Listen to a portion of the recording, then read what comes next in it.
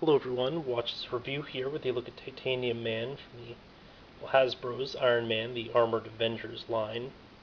Now he's marked as coming from the Legends series, which I assume is probably just comic based as opposed to like say a movie series. Which is kind of interesting, where they'd say Legends versus comic. I don't know.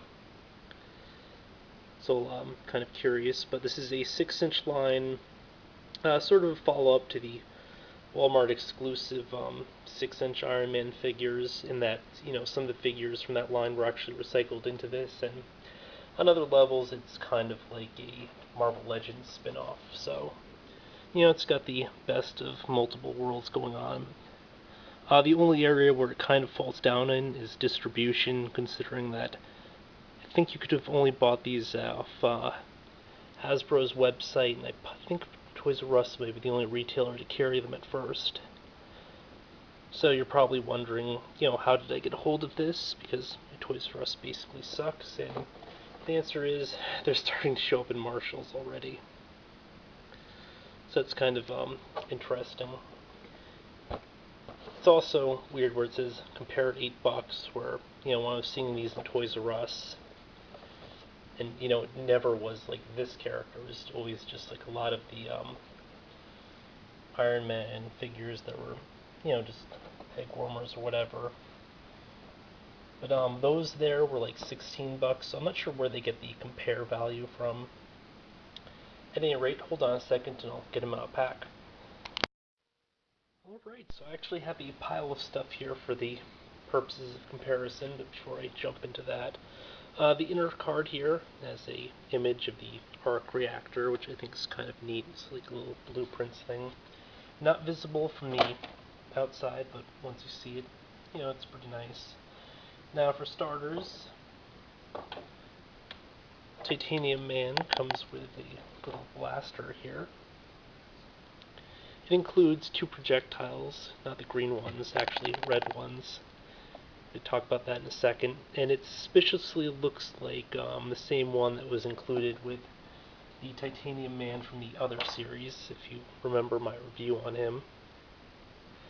And of course, I don't have that one handy to compare, but if you want to look at the projectiles, the green one is for this guy, red one is for the Titanium Man here. So yeah, I think they might have recycled the accessory, which is kind of but just a quick height comparison between the two. Honestly, I like the whole design and stuff of this one, which is the one that was included in the second Iron Man game, I think. Was it the first one? I can't remember. And I never got to that part in the first one if it did include it, because the first one kind of sucked. The second one I've not picked up because the first one kind of sucked. Except for flight mode, which was fun, but it's just a much more interesting design, whereas this probably is a much more technically, I guess, comic accurate, in addition just plain flat out better figure. As you'll notice, pretty decent looking quality. Paint wise, it's just basically solid colors with a little glittery effect for the green portions of the armor.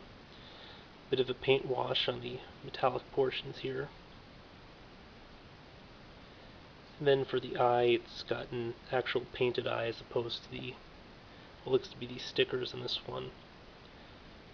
Now let me quickly bring in the one included from the 3 3/4 inch Iron Man 2 line, just for a little comparison here.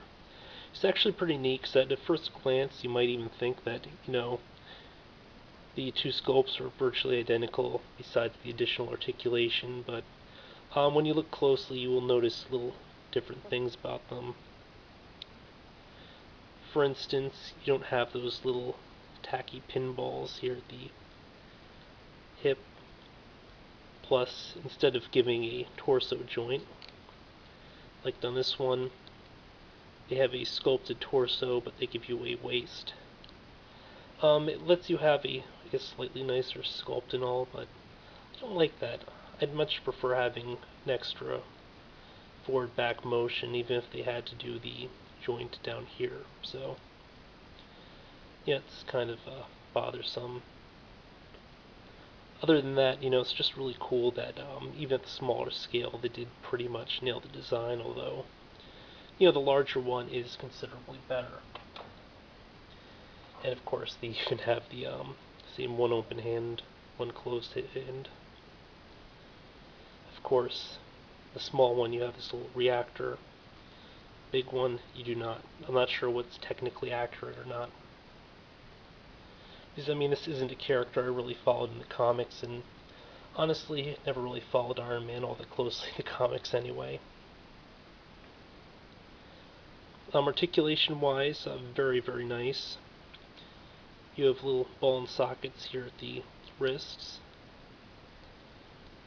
which is something obviously lacking on this, and something you really couldn't manage on this is the additional sculpting. Double pins at the elbows, point of rotation of the bicep.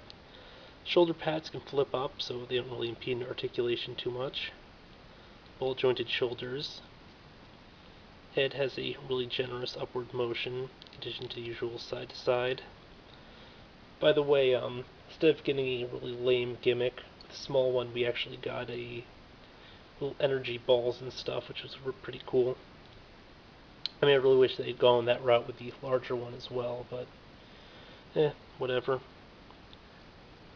Also, if you look at the torso here, it kind of looks like you do have an ab crunch or something, but as far as I can tell, you kind of can't move them that way.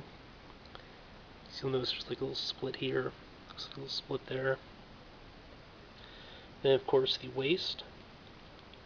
He's got one of those funky joints where you've got to sort of turn it so the line's facing the direction you want to go. Then, you can twist the upper thigh to the direction you want. Of course, that joint needs to be broken in a little bit. Double pin here at the knee, then ball and socket here at the ankle. You'll also notice unpainted joint. Of course, the unpainted joint here is less noticeable, but again, unpainted joint. Not a huge deal because you probably won't see it that much. And then, of course, because of the way that he's packaged, the knees will get a little buckled. I do really love the design of these boots and stuff. Another curio is that they didn't bother painting in the little boot thing as opposed to this one, which they did. And of course you have the little peg holes in this. This is kind of a different take on the whole thing. All in all, he's not a character I care about, but he's a really decent looking figure and, a really cool way to bulk out a villain's roster. Especially considering that we don't have a ton of Iron Man villains at the 6-inch scale. We've got a few. The rest of the series, of course, is kind of lame. I picked up a War Machine because I just wanted to confirm that it was the same as the previously released Walmart one, which I already own. I never picked up this one back when it hit at Walmart, so if I do see it, I probably would. A Hulkbuster, not too interested in. I kind of like the additional armored bits, but again, the one really big criticism I have for this is just these stupid gimmicks. The little firing missiles. I wish they, instead of doing that, they would just give them like a little energy blasts or something. It's like I never get these things to work right.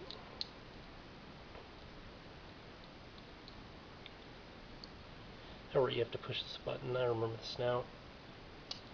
That's how I ended up losing this one. It was underneath the desk.